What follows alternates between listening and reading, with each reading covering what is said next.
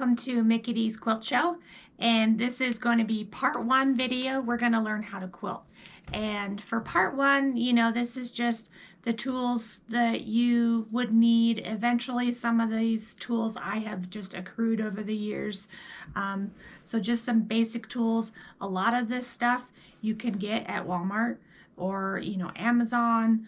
I know those are kind of the cheaper routes to go, but hey, if you're just starting, then that's how you learn. So as you can see with this quilt that I have behind me here, this was my first quilt that I learned on. Some of these fabrics you can see that you've probably seen them at Walmart, but all of this stuff I got from Walmart. The thread, the sewing machine, a lot of this stuff, that's just where I started. So, what better place to start than a place you probably have at your local town. So, first off, I do want to say that I'm not sure how long I've been quilting. I want to say it's maybe been 7 years or so. I had a surgery on my elbow, however long ago that was, and I was supposed to be off for a week from work, and it turned out I was off for 2 weeks. There was some miscommunication or whatever. So I was cooped up and was absolutely losing my mind. I needed something to do, and I was like, well, hey, why not? Let's just learn how to quilt. So I do want to dedicate this video and the rest of the videos for this Learn How to Quilt to a gal on YouTube named Melanie Ham. I will link her part 5 video of learning how to quilt, where you can find those on YouTube, in the description box. She has meant a lot to me as far as teaching me how to quilt. There's been other videos that I've learned on and stuff like that, but she was so easy to follow, and everything was so clear in her pictures, and her voice was just so sweet. However, I believe it was about a year ago that she did pass away from a cancer of some sorts.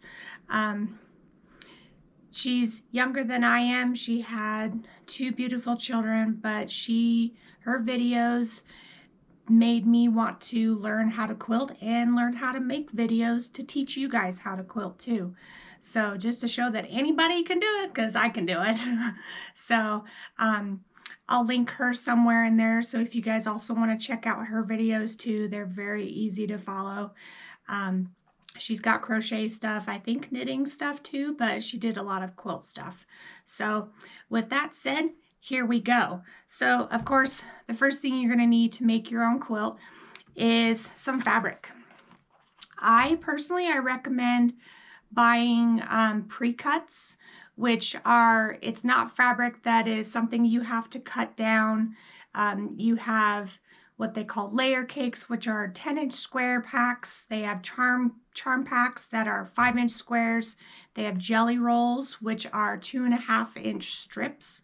That just makes it easier, so you can kind of get the feel of, do I want to keep doing this kind of thing? It's just something easier, I think. I didn't start that way. This was, I believe, what was called a fat quarter bundle. It's a fat quarter bundle is just 1/8 of a yard, I believe. No, it's 1/4 of a yard. 1/4 of a yard, and there's multiple different fabrics that are in a bundle, which is why it's called a fat quarter bundle. But what we're going to learn with today is the Wyndham Fabrics Uncorked by Whistler Studio. As you can see here, there are just a ton of different colors in this little pre-cut here. That's the fabric that I chose to show you guys how to do this. But aside from your fabric, you're going to need the obvious basics. You're going to need, I have scissors of all kinds. These are my little snips. I'm not sure if I got these from Walmart, but if you guys search anywhere online or check out your local store or your fabric store or wherever it is that has like a department store like Walmart, Kmart, whatever, they'll have stuff like this probably in the craft section. I might have picked these up from there. These are just little fabric snips that I keep by my sewing machine. This is a smaller set of scissors for cutting smaller things. Next on the list, you're going to need an iron. This is something that I picked up again from a Walmart. It's nothing fancy. It was just something that it does what I need it to do. This personal one is called the Rowenta Performance. It steams, it heats, it gets the wrinkles out of your fabric. If you were to do fabric from yardage, you're going to have some pleats in there and everything, and some wrinkles that you're going to want to iron out. Make sure that before you're cutting anything, you iron your fabric. That makes getting accurate cuts a lot easier. For me personally, I also have this little teeny tiny iron. This is called Steam Fast. I think I got it from Amazon, but it's a little old thing. You do have to fill it with water, quite often.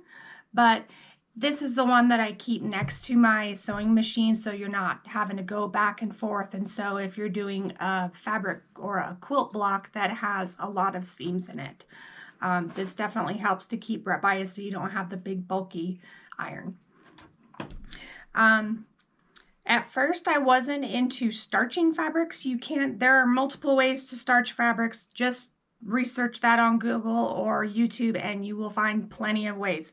To start out, this is what I got. It is from, it's kind of shady there, but this is Magic Premium. I picked the sizing finish. I also picked this up from Walmart.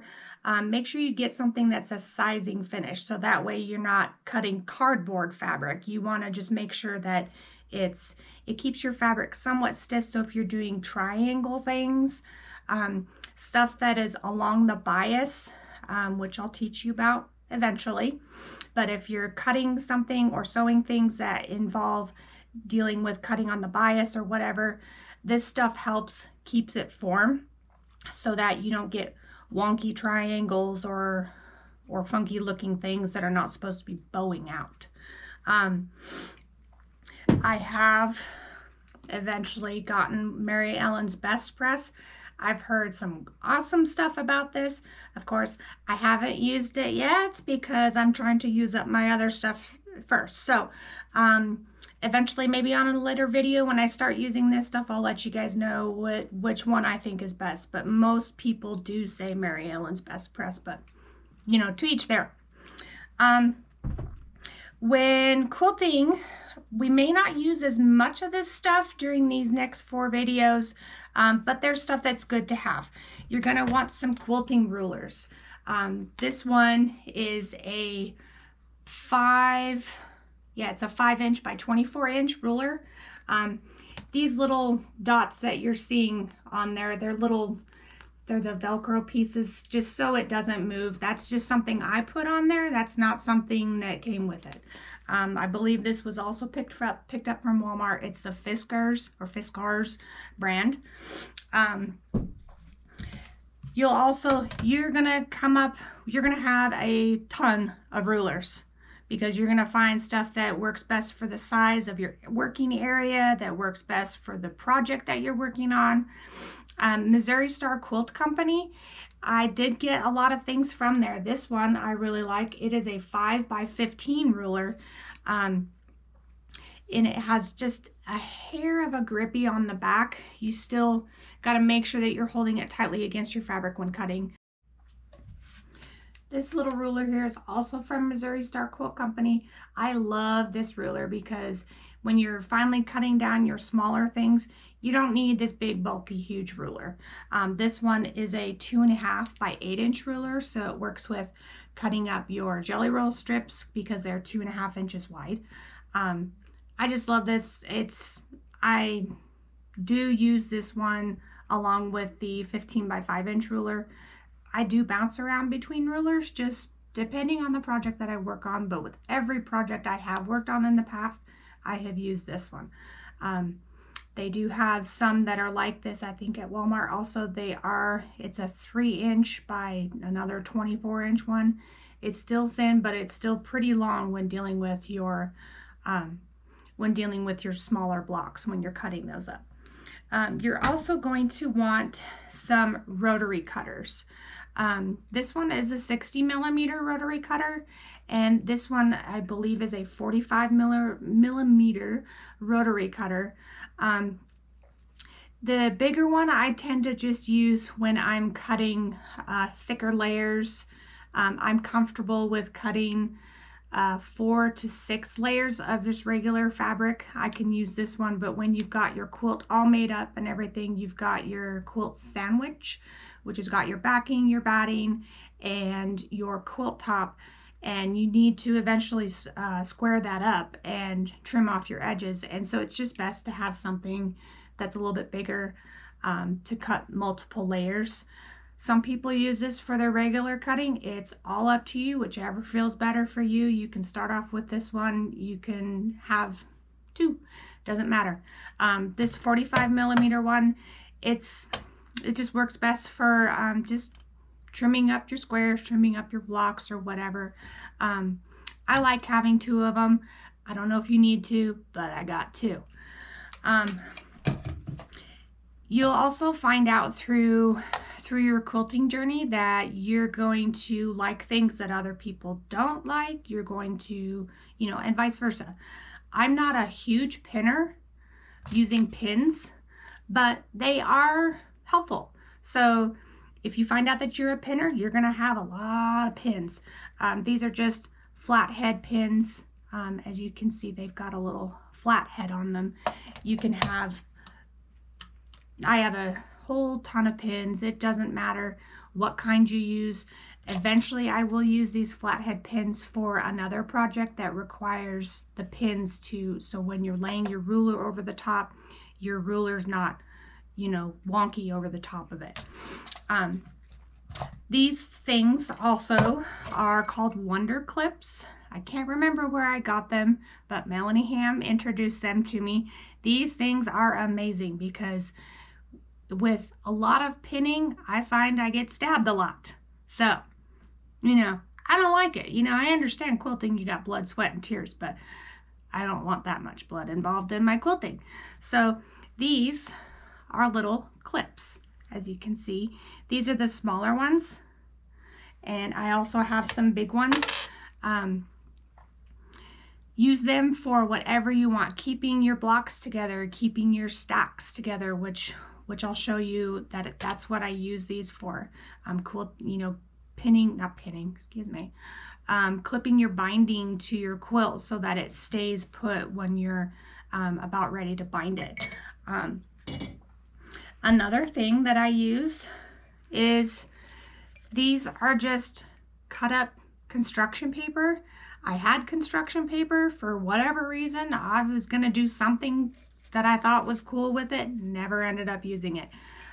You can buy, they're these little plastic squares that have multiple numbers in them. They have the alphabet from A to Z. They've got doubles, so if you want to be a little bit more fancy when you're labeling parts of your blocks that are going into, or labeling your rows or your columns or whatever, you can do that.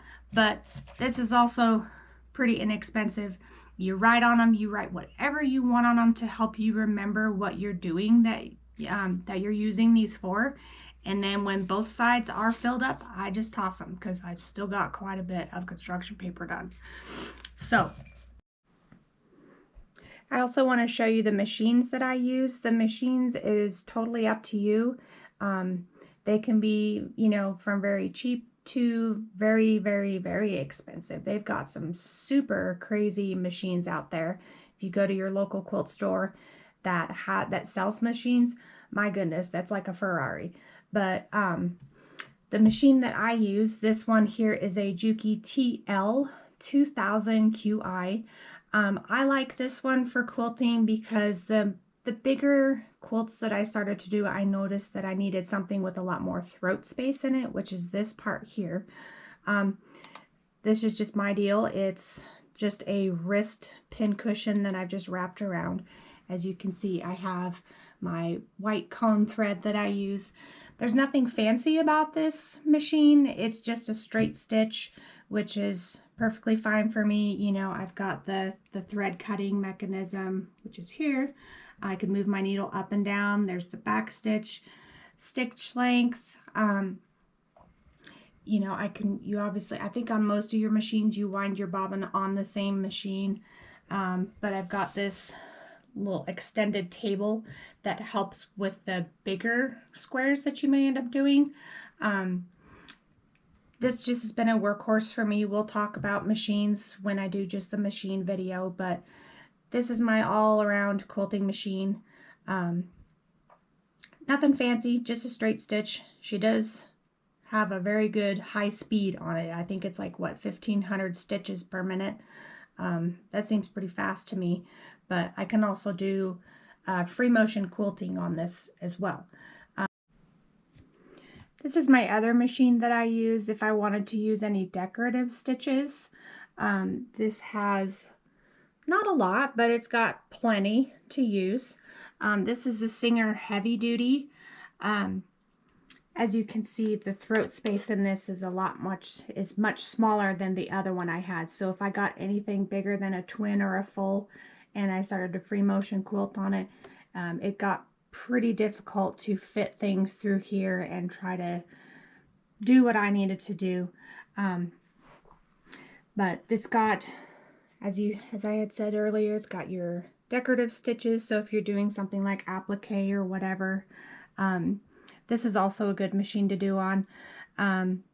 This one does also have the extended table like my other machine does. I just don't have it set up right now. Okay, I've got a few other things to mention before we get ready here.